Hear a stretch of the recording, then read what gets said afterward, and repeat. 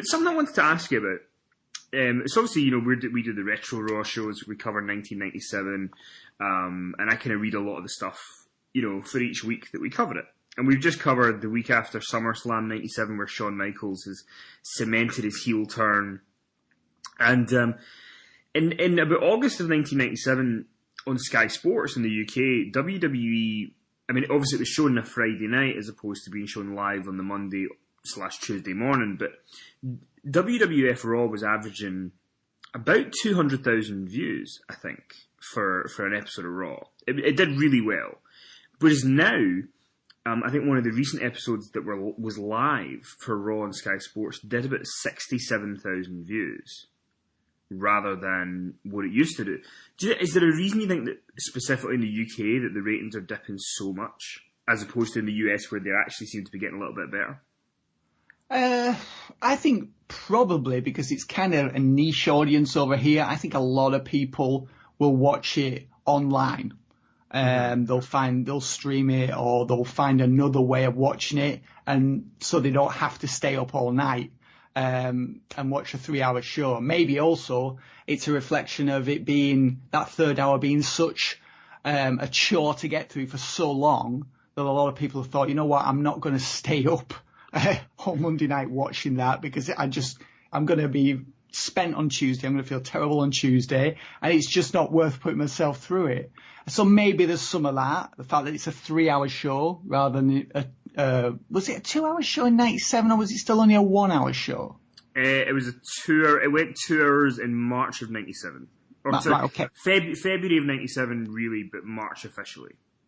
Okay, so it was a 2-hour show then. Now it's a 3-hour show. So, that's a struggle to get through each week, really, Kenny, isn't it? Live on Monday night, staying up till that time in the morning.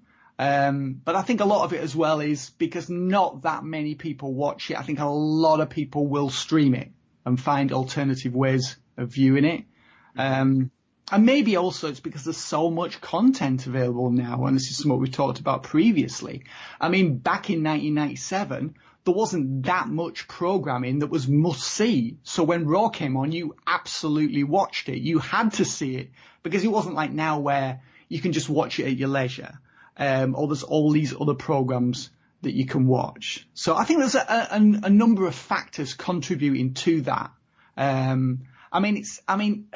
When you think about it, would you say that, I would think WWE is more popular in this country now than it was in 97, because 96 was probably when it bottomed out in the UK, 95, 96. Yeah. And then 97. They only ran one live event in the UK in 1997, which was the One Night Only show, very appropriately named.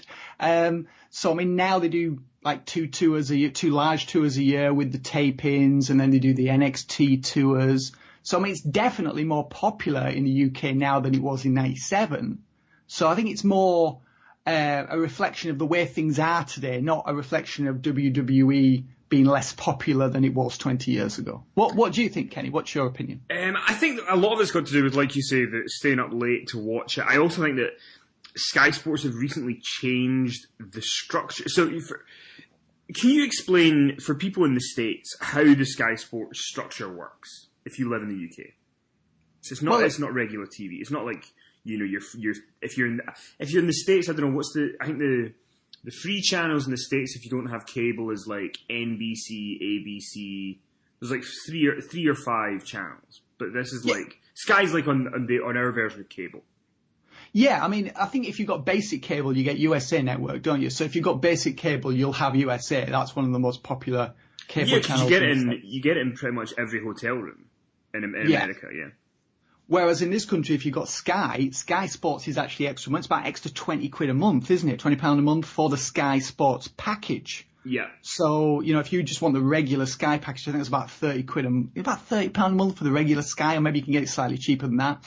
And if you want the sports channels, I think it's about an extra £20 a month. So if you've got the full Sky Sports, not including movies, I think you're talking like best part of £50. So I think a lot of people don't have Sky Sports unless they're really into the football and all the other types of sports as well.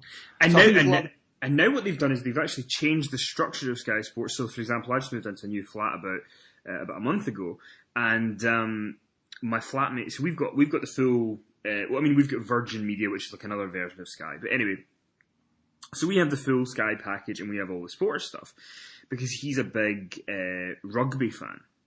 But what Sky Sports have done now to try, because there's 5 Sky Sports channels, Sky Sports 1 to 5. And Raw would sometimes be on Sky Sports 3, sometimes be on Sky Sports 2. So it'd be difficult if you ever were trying to like DVR it because it can change channels. But now what they've done is they've now got specific Sky Sports channels for each sport. So like Sky Sports Arena now, I think, is the one that gets WWE and boxing and these different types of things. Then there's one for rugby, there's one for football, there's one for whatever.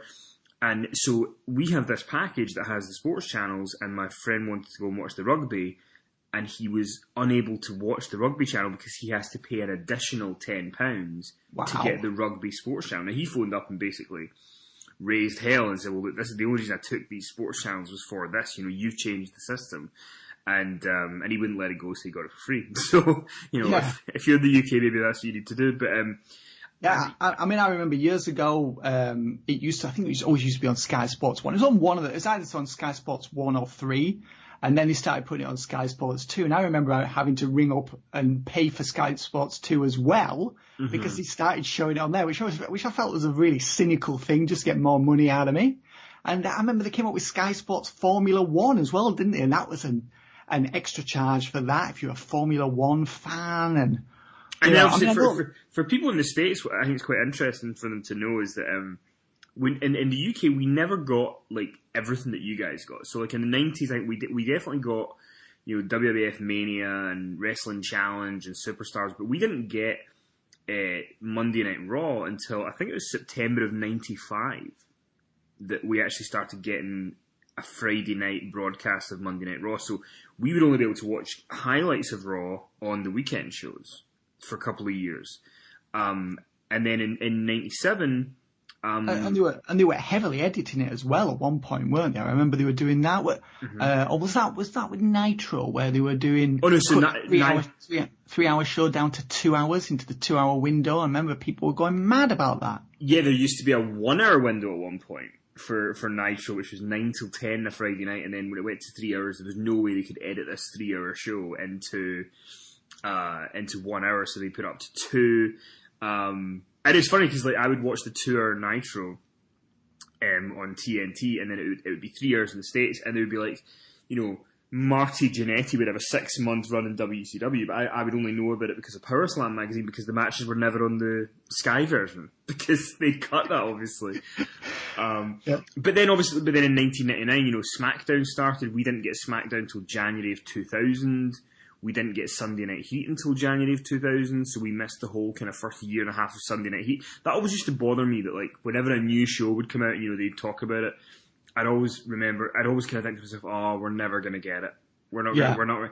And this was before on the internet you could really actually have the capabilities to watch anything, Yeah. So I think there was a long while where like Sky Sports, they kind of were a bit lax. I mean, I think they're better now that they seem to have a lot, but before there seemed to be a lot they were missing. But the whole sort of like build up of this long form question was when the Sky Sports deal comes up, and the ratings are obviously not anywhere near as good as they used to be. Do you think that Sky keep them to just kind of as a long term partner, or do you think that they might end up going to BT Sport, which is the rival? Well, I mean, it's all dependent upon the money, isn't it, really? I mean, BT isn't in anywhere near as many homes as Sky, so WWE is going to want to preserve its presence, because, I mean, even though it's on Sky Sports, you'll then get a repeat of Raw, won't you, on the weekend, which will be on, is it Sky One? It's on one of the... It's on one of the non-sport channels, and there are various highlight packages of WWE events on the normal Sky channels. So they are hitting that larger audience there who might not have the sports channels. So for WWE, it's all about visibility.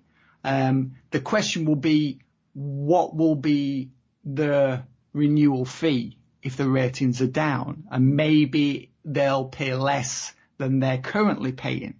And maybe that will happen.